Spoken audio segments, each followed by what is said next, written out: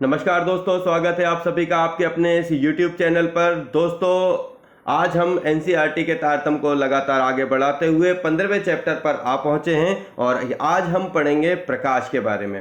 दोस्तों, एनसीईआरटी के कक्षा 7 का पाठ्यक्रम है और यहाँ हम पढ़ेंगे प्रकाश यानी कि लाइट के बारे में। आपने पतली झिर्री अथवा छिद्र से सूर्य के प्रकाश के किरण पुंज को कमरे में प्रवेश करते हुए देखा होगा। स्कूटर, कार तथा रेलगाड़ी के इंजनों के अग्रदीपों यानी कि हैंड लैंपों से आते हुए किरण पुंजों को भी आपने अवश्य देखा होगा।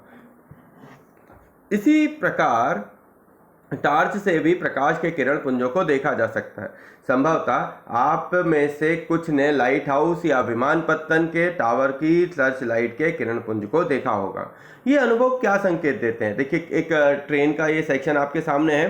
जब ये आपने कभी इसके सामने की तरफ से अगर आपने इसे देखा हो तो ये प्रकाश का जो दीप्त है ये काफ़ी मतलब डेंस होता है, बहुत ही ज़्यादा क्या होता है, तीव्र होता है। इसके कारण हमको क्या इसका जो लाइट है वो दिखाई देती है। इसी तरीके से लाइट हाउस है, ठीक है। इस लाइट हाउस के सेक्शन को आप देख सकते हो। तो ये यहाँ पे क्या है, इसकी जो प्रकाश की तीव्रता है वो अत्यधिक होने के कारण ये हमको दीप्त जो है वो दिखाई देती है।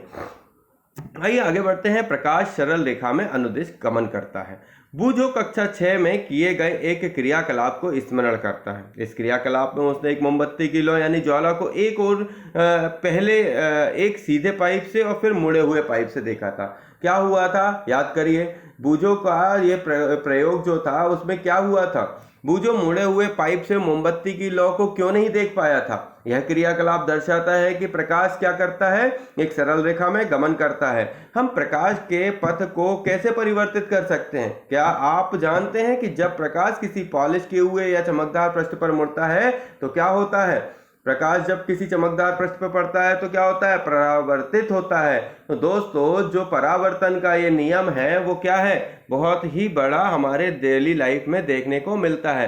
पर कितना हम अपवर्तन और परावर्तन के नियमों के बारे में जानते हैं? तो दोस्तों, इस बारे सेक्शन को बहुत अच्छे से और बहुत समझदारी से पढ़िए, समझिए, क्योंकि ये आपकी डेली लाइफ का एक हिस्सा है और इसे कंसंट्रेट होकर पढ़ना अत्यधिक ज़रूरी है। क्योंकि अगर आप जरा भी स्लिप होंगे तो ये यहाँ से आपके दिमाग से उतर जाएगा और ये अगर उतरा तो आपका काम बिगड़ जाएगा।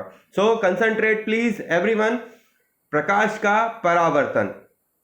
प्रकाश की दिशा को परिवर्तित करने की एक विधि यह है कि इसे किसी चमकदार पृष्ठ पर डाला जाए। उदाहरण के लिए स्टेनलेस इस्पात की चमकदार प्लेट अथवा इस्पात की चमकदार चम्मच प्रकाश की दिशा को क्या कर सकती है, परावर्तित कर सकती है। जल का पृष्ठ भी दर्पण की भांति कार्य करता है तथा प्रकाश के पथ को बदल सकता है। क्या आपने कभी जल में पेड़ों अथवा इमारतों का दृश्य परावर्तन देखा है? देखिए, एक जल रुका हुआ जल है। इस रुके हुए जल पर प्रकाश के परावर्तन के कारण क्या हो रहा है, हमें पेड़ पौधे दिखाई दे रहे हैं। अगर ये परावर्तन नहीं होता तो प्रकाश के ये जो इनकी इमेज है वो बनती नहीं बनती। तो कोई भी पॉलिश किया हुआ अथवा चमकदार पृष्ठ दर्पण की भांति कार्य कर सकता है। जब प्रकाश किसी दर्पण पर पड़ता है तो क्या होता है, उसका रिफ्लेक्शन होता है। क्या आपने कक्षा 6 में कक्षा 6 में आप पढ़ चुके हैं कि दर्पण अपने ऊपर पड़ने वाले प्रकाश की दिशा को बदल देता है। दर्पण द्वारा प्रकाश की दिशा का यह परावर्तन प्रकाश का परावर्तन कहलाता है। क्या आपको वह क्रियाकलाप याद है जिसमें आपने एक टार्च के प्रकाश को दर्पण द्वारा परावर्तित कराया था? जी, आपको याद होगा। अगर ये वाला सेक्शन याद नहीं है तो याद करिए, रिकॉग्नाइज करिए। आगे बढ़ते हैं। पहेली को पंचतंत्र की शेर की एक शेर तथा खरगोश की कहानी याद रही थी, जिसमें खरगोश ने शेर को पानी में उसके परावर्तन दिखाकर मूर्ख बनाया था। क्या थी वह कहानी? वो जो शेर रहता है वो बहुत बड़ा मतलब जंगल का शेर बन रहता है, उसमें वो सभी लोगों को खाता है। तो खरगोश अपना दिमाग चलाता है, कहता है कि महाराज, आपके जैसा ही एक बड़ा शेर, बब्बर शेर जो है वो एक कुएं में रहता है और आपको चेतावनी दे रहा है कि अगर कोई मुझसे बड़ा बलशाली है तो आकर मुझसे युद्ध करे। और इस तरीके से वो क्या करता है, उसको बहुत चिल्लाता है, बहुत कुछ बोलता है। तो वो अपना अंदर से उसका क्या है, अभिमान जाग जाता है और बोलता है, मैं देखता हूँ तुझे, मैं बाद में खाऊंगा, पहले मैं उसी शेर का शिकार करूंगा, मेरे से बड़ा बलशाली इस जंगल में कोई नहीं है, ऐसा वैसा। तो वो जाता है उस कुएं में, उसको जोर से दहाड़ मारता है। तो दहाड़ मारता है तो उसकी जो दहाड़ है उसकी सेम आवाज क्या होती है, रिफ्लेक्ट होकर आती है। तो यहाँ पे क्या हुआ, ध्वनि का परावर्तन हुआ, और वही जो चेहरा जब वो उसको अंदर की तरफ देखता है तो उसी पानी में उसको अपनी चेहरे की इमेज दिखाई देती है, मतलब अंदर उसे दूसरा शेर नजर आता है। ऐसा लगता है उसे कि जैसे मेरे जैसा ही एक और शेर अंदर की तरफ है, और वो जब उसे दहाड़ मारता है तो वो दहाड़ की जो साउंड है वो रिफ्लेक्ट होकर आती है, और वो काफी ज्यादा इससे क्या हो जाता है, क्रोधित हो जाता है, और वो उसे मारने के लिए उसे पानी में कूद जाता है। तो अंततोगत्वा क्या होता है दोस्तों, वो उसका खुद का इमेज बना था, वो इमेज जो था वो उसके कूद जाने के कारण खत्म हो गया, और साथ में वह शेर वो भी खत्म हो गया। तो इस तरीके से उसने अपने बुद्धिमानी का यूज करके उसमें मतलब बड़े शेर को पराजित कराया। ये थी एक पंचतंत्र की कहानी जिसे मैंने आपको सुनाया। अच्छी लगी हो तो धन्यवाद, और भी चीजें चलती रहेंगी। ठीक है, आगे बढ़ते हैं। आइए उसी से मिलता जुलता एक क्रियाकलाप करें जो अभी अपन ने देखा। क्रियाकलाप 15.1, एक टॉर्च लीजिए जिसमें कांच को चित्र 15.5 में दर्शाए अनुसार काले रंग के चार्ट पेपर के टुकड़े रखिए जिससे 3 झिर्रियां यानी कि स्लिट बना हो। लकड़ी के किसी चिकने बोर्ड पर एक अन्य चार्ट पेपर की एक शीट फैलाइए। चार्ट पेपर पर समतल दर्पण की एक पट्टी ऊर्ध्वाधर स्थिति में रखिए। अब टार्च की झिर्रियों से निकलने वाले प्रकाश किरण पुंज को दर्पण पर डालिए। टार्च को इस प्रकार समायोजित कीजिए कि इसका प्रकाश बोर्ड पर लगे चार्ट पेपर के अनुदिश दिखाई दे। अब इसकी स्थिति को इस प्रकार समायोजित कीजिए कि टार्च का प्रकाश समतल दर्पण पर एक कोण बनाते हुए टकराए। देखो देखो यहाँ पे दिख रहा है, जो टार्च है वो कुछ इस तरीके से लगाओ कि उसका प्रकाश एक कोण बनाए। मतलब यहाँ पे जो एंगल बन रहा है अप्रोक्स 30 to 45 डिग्री के आसपास बन रहा है, 30 डिग्री समथिंग मुझे लग रहा है। तो ये जो प्रकाश है वो क्या बन रहा है, यहाँ पे जैसे इस पे पड़ा और वहां से क्या हुआ, रिफ्लेक्ट हुआ, तो रिफ्लेक्शन हो रहा है। यहाँ पे क्या दर्पण अपने ऊपर पड़ने वाले प्रकाश की दिशा परिवर्तित कर देता है। अब टॉर्च को थोड़ा सा इधर उधर इस प्रकार हटाइए कि दर्पण पर प्रकाश पड़ता रहे। क्या आप परावर्तन प्रकाश की दिशा में कोई परिवर्तन देखते हैं? तो परावर्तित दिशा में कोई परिवर्तन देखते हैं? परावर्तित प्रकाश की दिशा के अनुदिश दर्पण में देखिए, क्या दर्पण में आपको टार्च पर लगी झिर्रियां दिखाई देती हैं? ये झिर्रियों का क्या है, प्रतिबिंब है। आइए आगे बढ़ते हैं। पहेली जानती है कि हमें वस्तुएं कैसी दिखाई देती हैं। बूझो का विचार है कि वस्तु तभी दिखाई देती हैं जब प्रकाश उनसे परावर्तित होकर हमारी आंखों तक पहुंचे। क्या आप उससे सहमत हैं? यह क्रियाकलाप दर्शाता है कि प्रकाश समतल दर्पण से किस प्रकार परावर्तित होता है। आइए दर्पण पर बनने वाले प्रतिबिंबों से खेलें तथा उसके विषय तथा उसकी अधिक जानकारी प्राप्त करें। क्रियाकलाप 15.2, चेतावनी। सुनिए, जलती हुई मोमबत्ती का उपयोग करते समय सावधानी बरतें। यह क्रियाकलाप को यदि आप अपने अध्यापक या घर के किसी बड़े सदस्य की उपस्थिति में करें तो ज्यादा बेहतर होगा। चलिए आगे बढ़ते हैं। एक समतल दर्पण के सामने एक जलती हुई मोमबत्ती रखते हैं भाई। मोमबत्ती की लौ को दर्पण में देखने का प्रयत्न कीजिए। ऐसा प्रतीत होता है जैसे कि अरे कहाँ जा रहे हो भाई, ऐसा प्रतीत होता है जैसे कि इसी प्रकार की एक मोमबत्ती दर्पण के पीछे रखी होती है, लगता है। तो जो मोमबत्ती दर्पण के पीछे रखी प्रतीत होती है, दर्पण द्वारा बनाया गया मोमबत्ती का क्या है, वो प्रतिबिंब, यानी कि वो कैसा प्रतिबिंब बना रहा है उसको अपन को दिखता है एज इट इज। यहाँ मोमबत्ती किस बिंदु यानी वस्तु का उदाहरण है। अब मोमबत्ती को दर्पण के सामने विभिन्न स्थितियों में रखिए। प्रत्येक अवस्था में प्रतिबिंब को देखिए। क्या प्रत्येक दशा में प्रतिबिंब सीधा है? क्या प्रतिबिंब की लौ बिंब की लौ की भांति मोमबत्ती के ऊपरी सिरे पर दिखाई दे रही है? इस प्रकार के प्रतिबिंब का सीधा प्रतिबिंब कहते हैं। समतल दर्पण जो है, देखिए यहाँ पर अभी क्या था, अपन ने पढ़ा, एक सामने रखते हैं तो क्या होता है, एज इट इज जैसी उसकी इमेज है वैसी की वैसी दिखाई देती है। हमारा जो चेहरा है वो हम जब कांच में देखते हैं तो वैसे ही दिखाई देता है ना। अब अपन अच्छे नहीं दिखते तो बात दूसरी है, अच्छे दिखते हैं तो बात दूसरी है। ठीक है, दोनों चीजें अपनी अपनी जगह पर ठीक है। बाकी जो कांच है वो तो वही कहेगा ना जो उसने सुबह सुबह देख लिया। तो उसके द्वारा बनने वाला प्रतिबिंब दर्पण में सीधा तथा बिंब के समान अमाप साइज का दिखाई देता है। बूझो ने अपनी नोटबुक में लिखा, क्या यह आश्चर्य नहीं है कि दर्पण चाहे छोटा हो या बड़ा, मेरा प्रतिबिंब मेरे साइज के समान ही बनता है। हाँ भाई, बिल्कुल सही बात है। आइए सुना इसके बारे में। अब दर्पण के पीछे एक पर्दा ऊर्ध्वाधर रखिए। पर्दे पर मोमबत्ती का प्रतिबिंब प्राप्त करने का प्रयत्न कीजिए। क्या आप पर्दे पर प्रतिबिंब प्राप्त कर पाते हैं? अब पर्दे को दर्पण के सामने रखिए। क्या अब आप पर्दे पर प्रतिबिंब प्राप्त कर पाते हैं? आप देखिए कि किसी भी स्थिति में मोमबत्ती का प्रतिबिंब पर्दे पर प्राप्त नहीं किया जा सकता। दर्पण से प्रतिबिंब की दूरी कितनी है? आइए एक और क्रियाकलाप करते हैं। क्रियाकलाप 15.3 शतरंज का एक बोर्ड यानी चेस बोर्ड लीजिए और यदि चेस बोर्ड उपलब्ध ना हो तो एक चार्ट पेपर पर समान साइज के 16 वर्ग बनाइए। पेपर के मध्य में एक छोटी रेखा खींचिए और इस रेखा पर एक समतल दर्पण को ऊर्ध्वाधर, है ना, खड़ा कर दीजिए। ये देखो यहाँ पर ऊर्ध्वाधर रखिए। दर्पण के सामने तीसरे वर्ग की सीमा पर कोई छोटी वस्तु जैसे पेंसिल शार्पनर रखिए। दर्पण में इसके प्रतिबिंब की स्थिति नोट कीजिए। अब वस्तु को चौथे वर्ग के सीमा पर रखिए। फिर से दर्पण के प्रतिबिंब की स्थिति को नोट कीजिए। क्या आप दर्पण में से प्रतिबिंब की दूरी तथा दर्पण के सामने रखे बिंब की दूरी में कोई संबंध पाते हैं? देखो भाई, यहाँ पर क्या है, अपन ने रखा तो उसमें जितना इसका डिस्टेंस दिख रहा है उतना ही उस पर वहां पे डिस्टेंस दिख रहा है। तो समतल दर्पण में प्रतिबिंब की स्थिति का निर्धारण करना, आप देखेंगे कि प्रतिबिंब दर्पण से उसके पीछे उतनी ही दूरी पर होता है जितनी कि दर्पण से बिंब की दूरी होती है। अब इसकी पुष्टि चार्ट पेपर यानी चेस बोर्ड पर बिंब को किसी भी स्थान पर रखकर कर सकते हैं। पहेली ने अपनी नोटबुक में लिखा, समतल दर्पण में प्रतिबिंब दर्पण के पीछे बनता है, यह सीधा होता है, बिंब के साइज के समान होता है तथा दर्पण के प्रतिबिंब की दूरी दर्पण के सामने बिंब की दूरी के बराबर होती है। बिल्कुल सही लिखा बेटा। आगे बढ़ते हैं। दक्षिण या वाम, जब आप समतल दर्पण पर अपना प्रतिबिंब देखते हैं तो क्या यह ठीक आपके जैसा दिखाई देता है? क्या कभी आपने ध्यान दिया कि आप तथा दर्पण आपके प्रतिबिंब को एक रोचक अंतर है? आइए इसे ज्ञात करते हैं। ये देखिए, एक बंदा जो है ना वो कांच के सामने पता नहीं क्या क्या कर रहा है, हाथ ऊपर करके रखा हुआ है। अभी प्रतिबिंब के प्रतिबिंब में दक्षिण हाथ वाम प्रतीत होता है। बिल्कुल होता है। कारण क्या है, अब हम जैसे सामने वाले को देखेंगे तो सामने वाले का दायां हाथ हमारे दाएं का थोड़ा क्या होता है, बायां होता है। तो सामने जो मतलब रिफ्लेक्शन है वो आपका ही तो है। तो जैसा आप सामने दिख रहे हैं वैसे ही आपको वहां पे दिखेगा, पर आपका दायां उसका बायां होगा। एक समतल दर्पण के सामने खड़े होकर अपने प्रतिबिंब को देखिए। अपने दक्षिण यानी दाहिने हाथ को ऊपर उठाइए। आपका प्रतिबिंब अपना कौन सा हाथ ऊपर उठाता है? अब अपने वाम मतलब बाएं कान को स्पर्श कीजिए। आपके प्रतिबिंब में हाथ आपके किस कान को स्पर्श करता है? ध्यान पूर्वक देखिए। आप देखेंगे कि प्रतिबिंब में दक्षिण वाम दिखाई पड़ता है तथा वाम दक्षिण दिखाई पड़ता है। आया समझ में? चलो अच्छी बात है।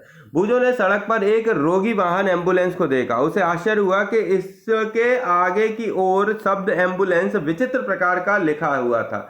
देखिए, आपने देखा होगा ये एम्बुलेंस है वो कैसा लिखा होता है, इस तरीके से लिखा होता है कि जब कोई वाहन, आप अपनी गाड़ी आगे चला रहे हैं तो जब आप मिरर में उस गाड़ी को देखेंगे तो वो जो लिखा हुआ वर्ड है वो आपको कैसा दिखाई देता है? सीधा दिखाई देता है। इसीलिए इसको क्या है, उल्टे इमेज में लिखते हैं ताकि सामने वाले को ये पता चल सके कि भैया ये एम्बुलेंस है, इसको जाना पहले अनिवार्य है, इसलिए आप उसे रास्ता दें। ध्यान दीजिए कि वे केवल पार्श्व साइड में ही अदला बदली हुई है। प्रतिबिंब उल्टा ऊपर या का भाग नीचे नहीं दिखाई देता। अब एक कागज के टुकड़े पर अपना नाम लिखिए तथा इसे समतल दर्पण के सामने पकड़कर रखिए। यह दर्पण कैसा दिखाई देता है?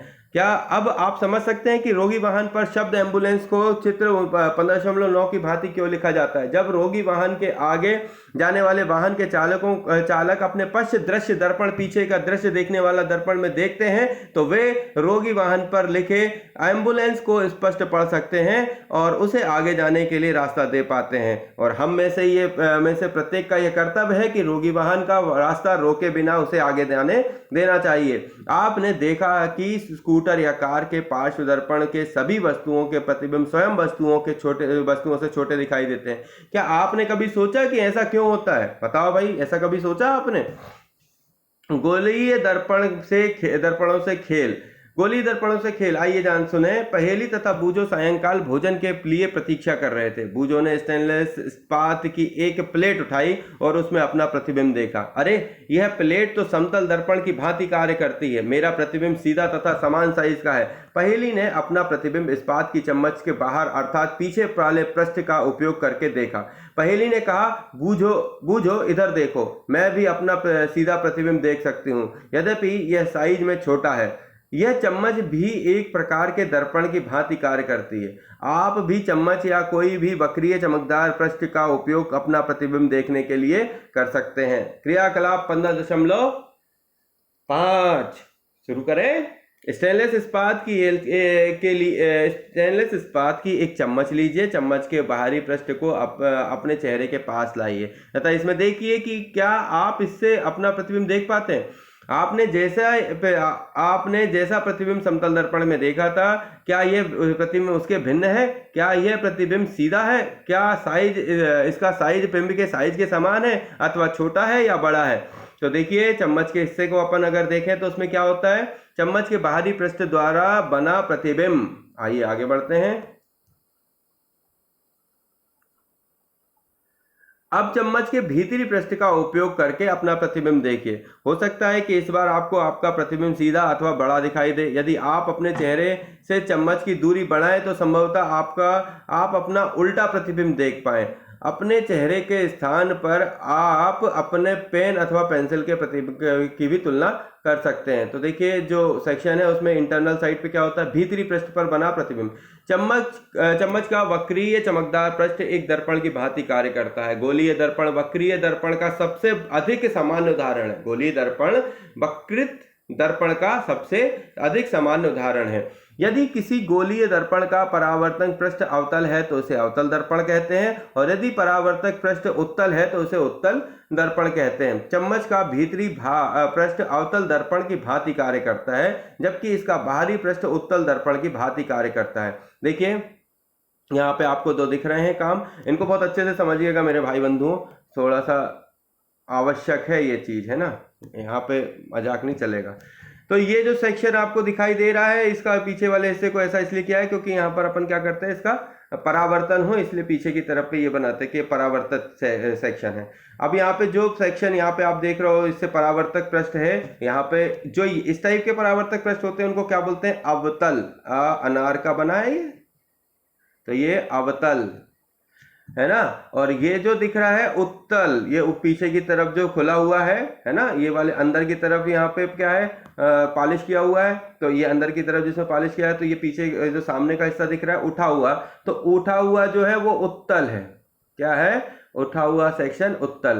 तो जो अंदर की तरफ है वो अवतल, जो उठा हुआ है उत्तल। तो अवतल और उत्तल थोड़ा सा याद रखिएगा, जो अंदर की तरफ है वो अवतल है और जो उठा हुआ सेक्शन है वो उत्तल है। आ अवतल उ उठा, आ अवतल उ उठा। आ अवतल है इसलिए अंदर की तरफ है, आ अंदर अवतल उ उठा उत्तल। ठीक है, तो परावर्तक पृष्ठ की कहानी है भाई, ये इसमें जहां से परावर्तन हो रहा है, जब परावर्तन अंदर की तरफ से हो रहा है तो वहां पर अवतल लेंस है, और जब परावर्तन ऊपर वाले पृष्ठ से हो रहा है तो वो उत्तल लेंस है। ठीक है, और बेहतर मैंने अवतल और उत्तल का बता दिया। आ से अवतल, आ से अंदर, आ से अवतल, और उसे ऊपर, ऊपर से उठा हुआ, उसे उत्तल। ठीक है महाराज, अब हो सकता है आपका भाग्य काम कर जाए।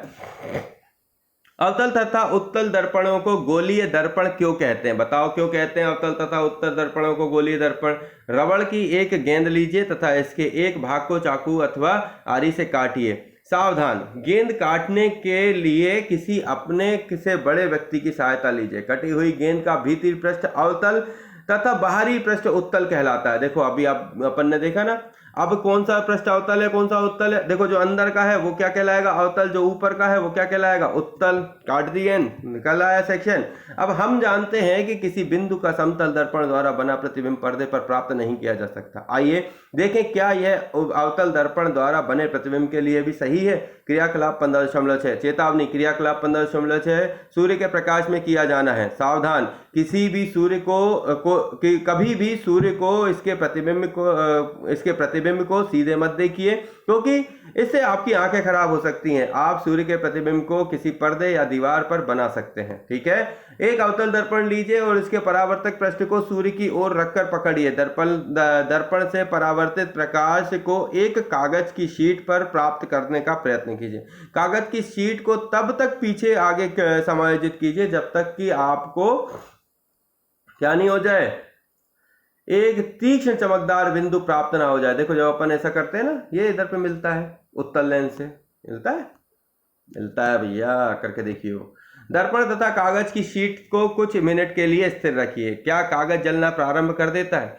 यह चमकदार बिंदु वास्तव में सूर्य का प्रतिबिंब है। ध्यान दीजिए, यह प्रतिबिंब पर्दे कागज की शीट पर बन रहा है। पर्दे पर बनने वाले प्रतिबिंब को वास्तविक प्रतिबिंब कहते हैं। स्मरण कीजिए कि क्रियाकलाप 15.2 में समतल दर्पण द्वारा बने मोमबत्ती की लौ के प्रतिबिंब को पर्दे पर प्राप्त नहीं किया जा सकता था। इस प्रकार से प्रतिबिंब को आभासी प्रतिबिंब कहते हैं। आइए अब अवतल दर्पण द्वारा बने मोमबत्ती की लौ के प्रतिबिंब को पर्दे पर प्राप्त करने का प्रयत्न करें। अवतल दर्पण द्वारा बने मोमबत्ती की लौ के प्रतिबिंब को पर्दे पर प्राप्त करने की कोशिश करते हैं। क्रियाकलाप 15.7। अवतल दर्पण का चित्र 15.15 दिखाइए अनुसार मेज पर रखे किसी स्टैंड कोई प्रबंध जो दर्पण को स्थिर रखे सके उपयोग कर सकते हैं। लगाइए गत्ते की एक शीट को 15 बाय 10 सेंटीमीटर में इस प्रकार एक सफेद कागज चिपकाइए और यह एक पर्दे का कार्य करेगी। मेज पर एक जलती हुई मोमबत्ती दर्पण पर लगभग 15 सेंटीमीटर की दूरी पर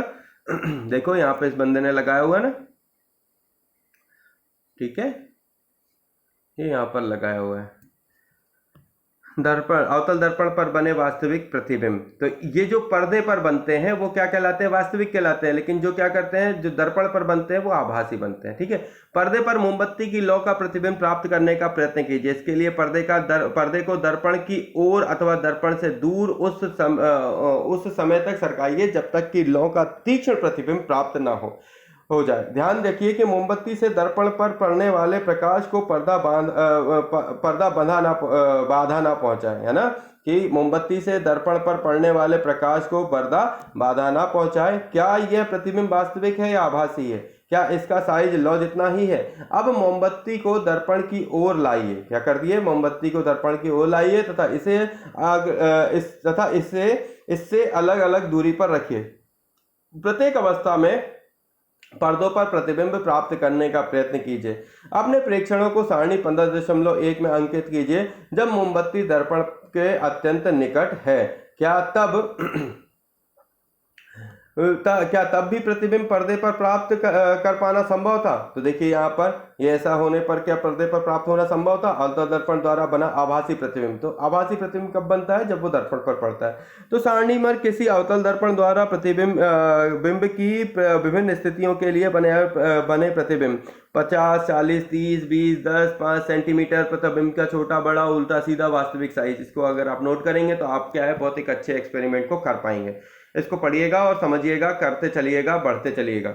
आइए आगे बढ़ते हैं। हम देखते हैं कि अवतल दर्पण द्वारा बना प्रतिबिंब साइजों में बिंब के से छोटा या बड़ा हो सकता है। प्रतिबिंब वास्तविक तथा अथवा आभासी भी हो सकता है। मतलब समझ में आ रहा है कि अवतल दर्पण द्वारा बना जो प्रतिबिंब साइज में छोटा या बड़ा हो सकता है ना। साइज में क्या हो सकता है? अवतल दर्पण द्वारा बना हुआ प्रतिबिंब छोटा या बड़ा हो सकता है और प्रतिबिंब वास्तविक अथवा आभासी भी हो सकता है। तो दोनों बातें हो गई, छोटा बड़ा, आभासी या वास्तविक भी हो सकता है। अवतल दर्पण का उपयोग अनेक प्रयोजनों के लिए किया जाता है। संभवतः आपने डॉक्टरों को आंख, कान, नाक तथा गले का निरीक्षण करते समय अवतल दर्पण का उपयोग करते देखा होगा। दंत विशेषज्ञों द्वारा अवतल दर्पण का दांतों को बड़ा प्रतिबिंब देखने के लिए किया जाता है। ठीक है, ये जो है दांत को देखने के लिए करते हैं। दंत चिकित्सक मरीजों को देखते हैं। टॉर्च, कारों तथा स्कूटरों के अग्रदीप के परावर्तक पृष्ठ की आकृति भी अवतल है। देखो, सब जो आगे की तरफ लगे होते हैं वो सब कौन से लेंस होते हैं? अवतल लेंस होते हैं, क्योंकि ये क्या कर देते हैं, जो बड़ा या छोटा भी बताया ना, क्या तो बड़ा होगा छोटा होगा, तो बड़ा तथा आभासी वास्तविक कर देते हैं। बूझो ने अपनी नई साइकिल की घंटी के चमकदार पृष्ठ पे अपना प्रतिबिंब देखा। उसने देखा कि उसका प्रतिबिंब सीधा तथा साइज में छोटा है। उसे उत्सुकता है कि क्या घंटी भी एक प्रकार का गोली दर्पण है। क्या आप पहचान सकते हैं कि यह किस प्रकार का दर्पण है? ध्यान दीजिए कि घंटी का परावर्तक पृष्ठ उत्तल है, क्या ना, घंटी का परावर्तक पृष्ठ क्या है? उत्तल है। ठीक है, आई समझ में बात? घंटी का परावर्तक पृष्ठ क्या है? उत्तल है, अंदर की तरफ का नहीं है, उठा हुआ है। क्रियाकलाप 15.8 क्रियाकलाप 15.7 को अब अवतल दर्पण के स्थान पर उत्तल दर्पण लेकर दोहराइए। अपने प्रेक्षणों को क्रियाकलाप 15.7 की भांति सारणी में अंकित कीजिए। अब देखते हैं क्या होता है। क्या आप देखिए, उत्तल दर्पण द्वारा बनाया गया प्रतिबिंब। अब उत्तल दर्पण द्वारा बनाया गया प्रतिबिंब को अपन देखें तो क्या कहानी है ना।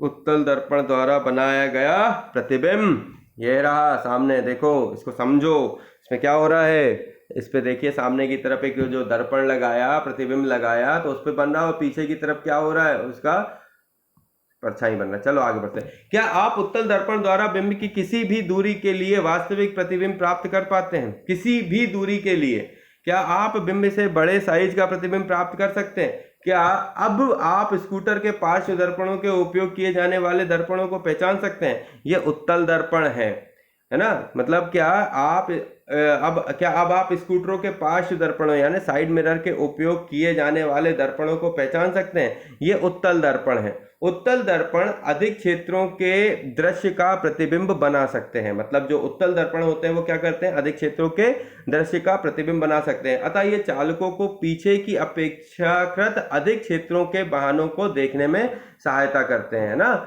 ये क्या करते हैं, अधिक क्षेत्रों को सहायक करते हैं। और यही चीज अपन ने अभी कहाँ पर पढ़ी, देखिए ये चीज अपन ने अवतल लेंस के लिए करे कि जो डॉक्टरों के और कान नाक गले के निरीक्षण के लिए अवतल दर्पण का उपयोग करते हैं, है ना। यहाँ पे क्या है, ये चीजों के छोटे सेक्शन को बड़ा कर देते हैं, और उत्तल क्या करता है, बड़े वाले बहुत ज्यादा सेक्शनों को छोटे सेक्शन में करके कंप्लीट करता है।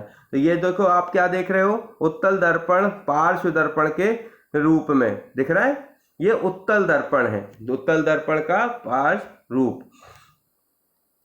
लेंसों द्वारा बने प्रतिबिंब, ये यहाँ पे उत्तल दर्पण पार्श्व दर्पण का रूप के बाद आगे बढ़ते हैं। लेंसों द्वारा बने प्रतिबिंब, आपने आवर्धक हैंड लेंस देखा होगा। ये बहुत छोटा प्रिंट को पढ़ने में के लिए उपयोग किया जाता है। संभवतः आपने इसका उपयोग काकरोच अथवा केंचुए के शरीर के भागों को देखने के लिए भी किया होगा। आवर्धक लेंस वास्तव में एक प्रकार का लेंस ही है। आवर्धक लेंस वास्तव में क्या है, एक प्रकार का लेंस ही है, एक आवर्धक लेंस, इसको क्या बोलते हैं, आवर्धक लेंस, एक प्रकार का लेंस है। लेंसों का उपयोग व्यापक रूप में चश्मे, दूरदर्शकों या सूक्ष्मदर्शियों के रूप में किया जाता है।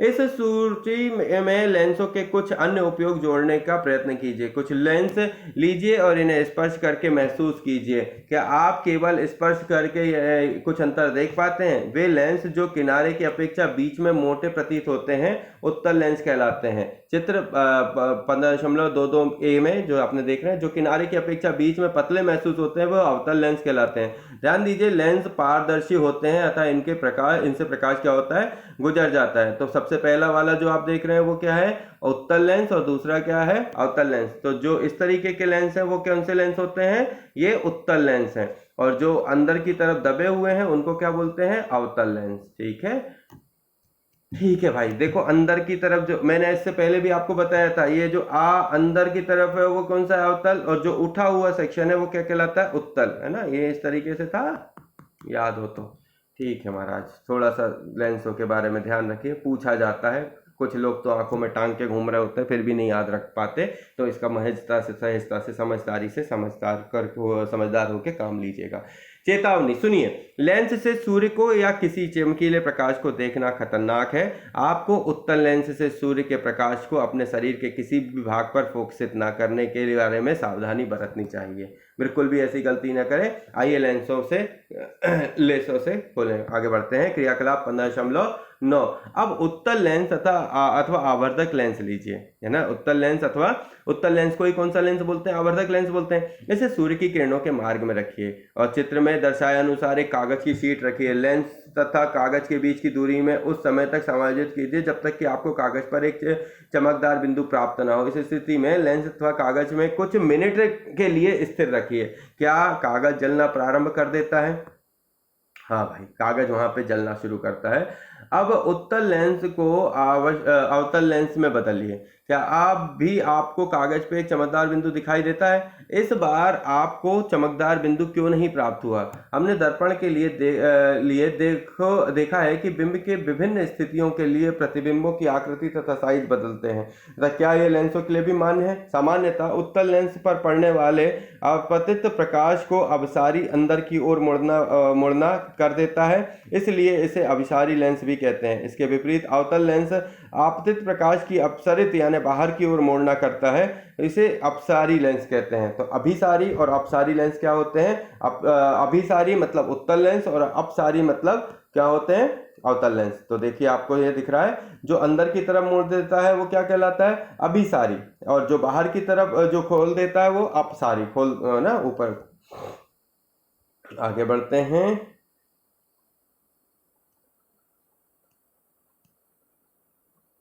जी। आइए देखें क्रियाकलाप 15.10 तो हो गया था सर, नहीं, क्रियाकलाप 15.10 यानी 10।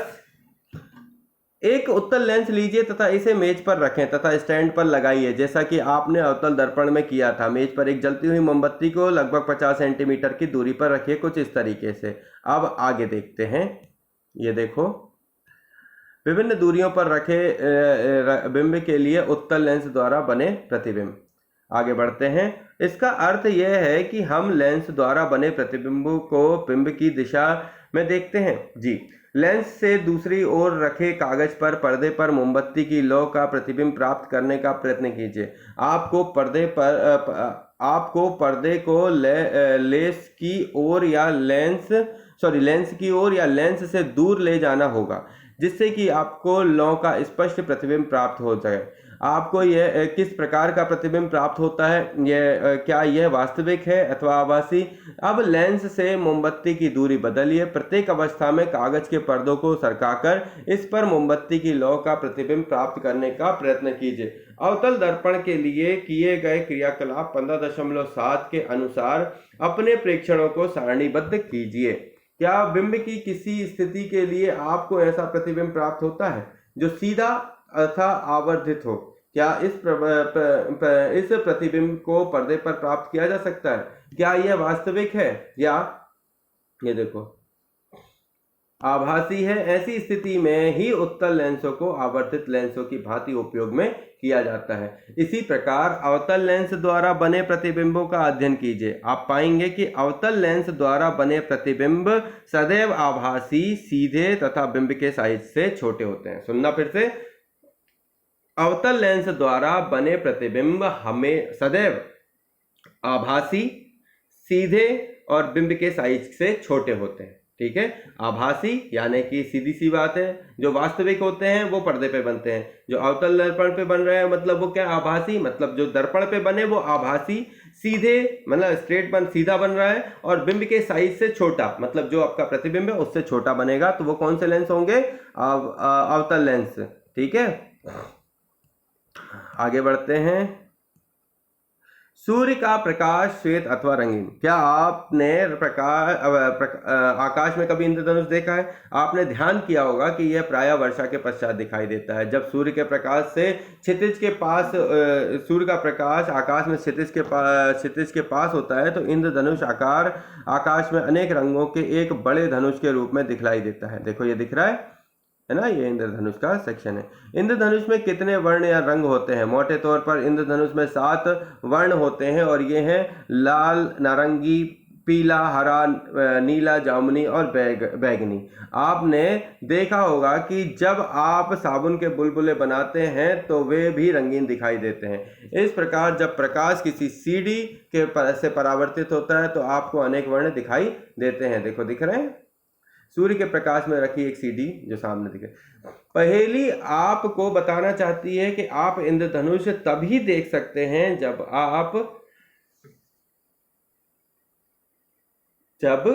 आपकी पीठ सूर्य की ओर हो, है ना।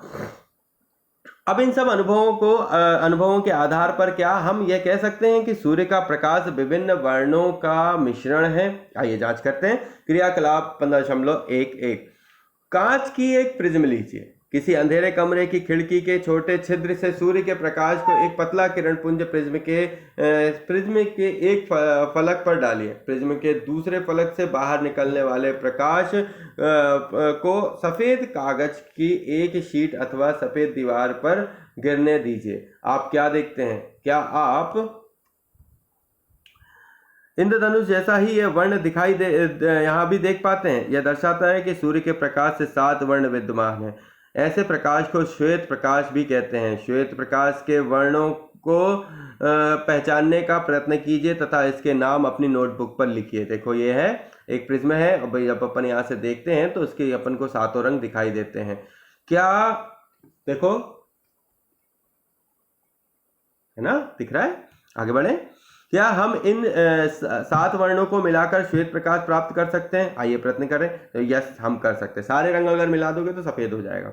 क्रियाकलाप 15.12 लगभग 10 सेंटीमीटर व्यास के एक गत्ते की एक वृत्ताकार डिस्क लीजिए। इस डिस्क को 7 खंडों में बांट लीजिए और ए के दर्शाए अनुसार इन खंडों को इंद्रधनुष के 7 वर्णों के में से पेंट कीजिए। आप इन खंडों पर विभिन्न वर्णों के कागज भी चिपका सकते हैं। डिस्क के केंद्र पर एक छोटा छिद्र बनाइए। डिस्क को एक बाल पेन से रिफिल की नोक पर ढीले से लगाइए। सुनिश्चित कीजिए कि डिस्क स्वतंत्रता पूर्वक, इसका अर्थ यह है कि श्वेत प्रकाश 7 वर्ण का होता है। आगे बढ़ते हैं।